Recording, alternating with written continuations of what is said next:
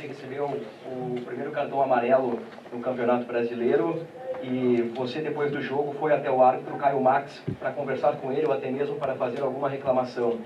Eu queria te perguntar o quão irritado você ficou com a arbitragem, se você chegou a ver o lance do segundo toque no braço do jogador do Fluminense e para quarta-feira contra o Flamengo numa Libertadores, de certo modo você fica aliviado em saber que a arbitragem não é brasileira, que vem o Néstor Pitana da Argentina apitar este confronto? Ele é um grande árbitro, ele apitou a final da Copa do Mundo, mas muito bom, apitou muito bem o nosso jogo contra o Palmeiras, mas não é porque ele é estrangeiro. Eu não vou reclamar da arbitragem brasileira. Eu, sinceramente, eu sempre falei para vocês que eu não falo de arbitragem, e a minha opinião é que a arbitragem brasileira ela é muito boa. Eu não reclamei, eu tomei o cartão amarelo simplesmente porque eu saí da minha área técnica, merecidamente tomei o cartão amarelo, mas não desmereci, não briguei, não discuti, não ofendi o árbitro, bem pelo contrário.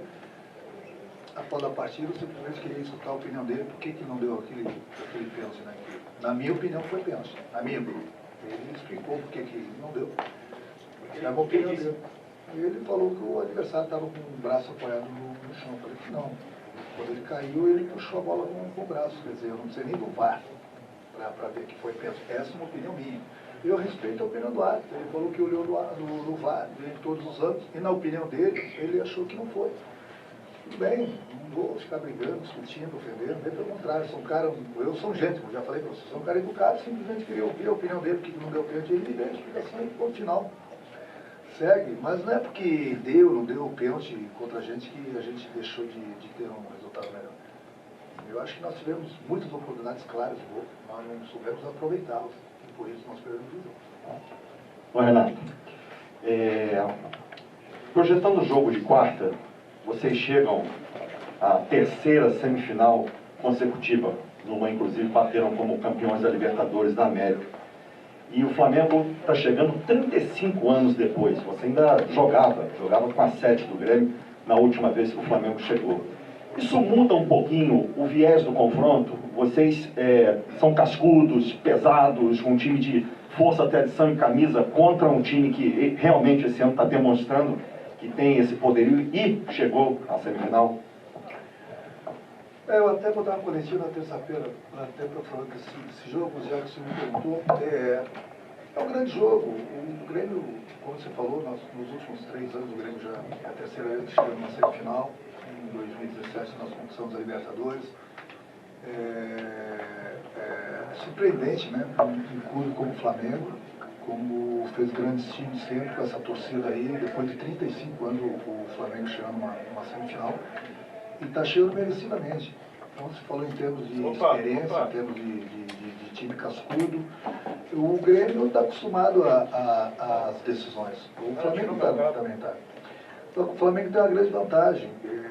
O Flamengo buscou os melhores. Eu falei outro dia na entrevista e volto a repetir. Se hoje você fizer um amistoso com a seleção brasileira contra o time do Flamengo, é jogo duríssimo. Se você pegar o time do Flamengo, tem 7, 8 jogadores de nível de seleção. Então, não são de seleção brasileira, seleção de outros países. O Jesus está fazendo um grande trabalho. O Flamengo chegou merecidamente. Gastou, contratou bem, fez um grande elenco, justamente para chegar. Então está de parabéns a diretoria do Flamengo, está de parabéns os jogadores do Flamengo, o Jesus, por ter deixado no semifinal.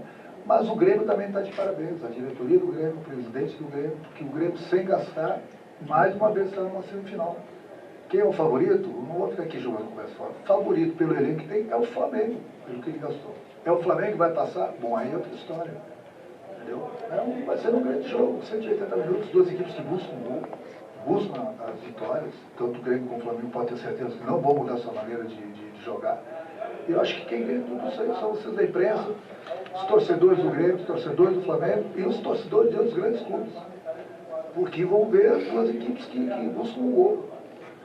Infelizmente, só uma vai passar. Poderia ter sido, né, uma final de Libertadores. Mas o homem lá em cima não quis. Então, apenas uma equipe vai passar. Mas pode ter certeza que qualquer uma das equipes que passar, o futebol brasileiro vai estar muito bem representado, pelo que as equipes vêm fazendo nas competições. Aqui, Renato. Se eu não me engano, você é o treinador que está há mais tempo à frente de uma equipe. É o do Ibis. É o do Ives? 4 anos. Tá certo. Esse não cai nunca. Não tem como alcançar o cara. Tá certo. Deixa eu te perguntar, esse ano já 20 treinadores acabaram sendo demitidos. No mês de agosto, Série A e Série B, 11 treinadores. Na última semana, 4 treinadores. Queria saber, assim, já que você está há tanto tempo e vencendo e conseguindo aí desenvolver seu trabalho, por que ainda se demite muito treinador no meio dos campeonatos? Porque é uma exigência do torcedor, uma exigência da imprensa, uma exigência, enfim, de quem trabalha com o futebol brasileiro, que as pessoas querem resultados da noite para o dia. Eu vi alguns treinadores, inclusive, que você citou aí, que tem 30 dias de trabalho, 7 jogos, 8 jogos. Quer dizer, o treinador chega, ele nem conhece direito o grupo e já é demitido. Por quê? Porque começa a dar desespero nos clubes, todo mundo quer os resultados da noite para o dia. Fica difícil. Eu entendo o lado do clube também, eu entendo o lado do torcedor. Mas vai saber, né? Será que sempre o treinador que é o culpado? Hoje, faz mais de 3 anos que estou trabalhando no Grêmio. É um clube que eu admiro, sou gremista, todo mundo sabe disso. Trollagem está fazendo um belíssimo trabalho, cada um na sua área. Mas eu sei também que eu estou há 3 anos no Grêmio por causa dos resultados. Porque, independente do treinador, se ele não tiver resultados, fica difícil. Claro que no Grêmio, sempre o torcedor, a diretoria, o presidente, sempre vai ter um pouco mais de paciência comigo, pelo que eu represento no clube. Eu sei disso, eu tenho essa noção. Mas, se chegar um determinado momento que eu não conseguir os resultados, faz parte do futebol brasileiro. Infelizmente, entendeu? Infelizmente, eu sempre treinador. Você vê os treinadores lá fora, na Europa, Estado do contrário, 3 anos, dificilmente ele é demitido. Muito difícil. Pelo contrário, 5% dos treinadores são demitidos. Mas não sou eu que vou mudar essa situação no futebol brasileiro, não vai ser você, entendeu? E pode ter certeza que ninguém vai mudar.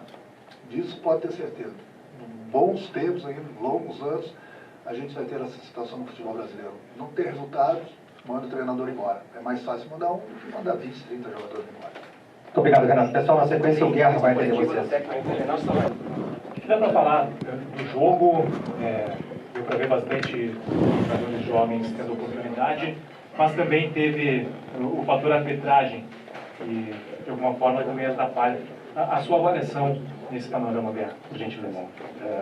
Deixa eu aproveitar aqui a abertura dos microfones e queria começar agradecendo aos mais de 17 mil gremistas, né, que compareceram ontem na eleição de renovação de metade do Conselho do Grêmio, que tornou, talvez não tornou o Grêmio essa eleição a maior do Brasil. É um exemplo de civilidade, um exemplo do momento que o Grêmio passa, independente, né, quem tenha votado, 17 mil pessoas votando, isso tem que ser ressaltado.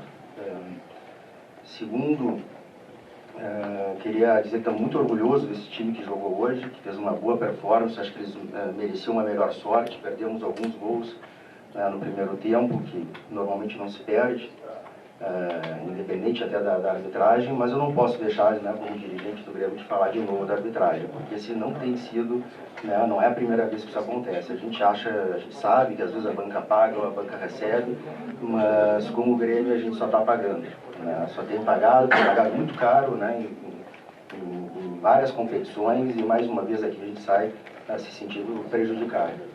Mas, de qualquer forma, agora acabou o jogo, é pensar na decisão, tudo é Libertadores, é o maior jogo do ano, tanto para o Flamengo quanto para o Grêmio. Acho que o Brasil todo está esperando por esse grande clássico, né, os 2 melhores times do campo, e a gente espera poder protagonizar aí uma grande semifinal de Libertadores. Guerra, sobre esse grande jogo, essa grande decisão, o Grêmio sempre foi muito franco, através do Renato, através de você, sobre o planejamento de preservar a força máxima para os grandes jogos decisivos. O Flamengo não vem fazendo isso, e o Grêmio está atento ao Flamengo. Ontem havia observadores aqui no jogo contra o São Paulo. De que forma isso pode ser uma vantagem do Grêmio, ter o time mais descansado para jogar, já que os titulares do Flamengo jogaram no final de semana e os do Grêmio não? Olha, isso, eu acho que o Flamengo ontem, se eu não me engano, utilizou alguns jogadores no segundo tempo, quer dizer, parte e também 3 jogadores acabaram, né, sendo de certa forma preservados. Eu acho que o Flamengo tem um plantel maior que o do Grêmio, inclusive, tem maiores opções. Não é isso, o fato de o Grêmio ou o Flamengo não poupar e o Grêmio poupar não significa que, né, no caso do Grêmio ou do Flamengo, não poupando que eles vão se lesionar, o Grêmio poupando que eles não vão se, né, que vão se lesionar também, mas esses são riscos que a gente assume no decorrer do processo. O ano passado o Grêmio fez dessa forma e foi muito bem, né? No ano anterior, em 2017, fez dessa forma e saiu campeão. O Flamengo, ao contrário, ano passado, pelo que eu me recordo, também não poupou e acabou se desgastando em todas as competições.